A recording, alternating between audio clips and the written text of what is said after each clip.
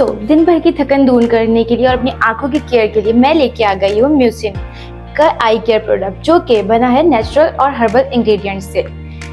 ये म्यूसिन का 3-in-1 eye care product है, लग्जरी गोल्ड, जिसमें हमारे पास अवेलेबल है म्यूसिन की क्रीम, जो कि fine lines, dark spot, dark circles को दूर करने में बहुत ज़्यादा हेल्पफुल है। सेकेंड, ये हमारे पास अवेलेबल है म्यूसिन का आई पैच। आई स्किन को हमारी इंटेंस हाइड्रेशन प्रोवाइड करता है और हमारी टायर्ड आईज को रिवाइटलाइज करता है। और ये जो थर्ड वन है हमारे पास, ये है इसका सीरम, जो कि हमारी जो ये पोर्स होते हैं और फाइन लाइंस होती हैं उसको दूर करता है। म्यूसिन का बेसिकली पर्पस ये है कि जैसे कि हमें आदत है स्क्रॉलिंग की, जो हम सारी रात स्क्रॉलिंग करते रहते हैं और हम अपनी आंखों के नीचे डार्क सर्कल्स, डार्क स्पॉट्स पैदा कर देते हैं इस वजह से।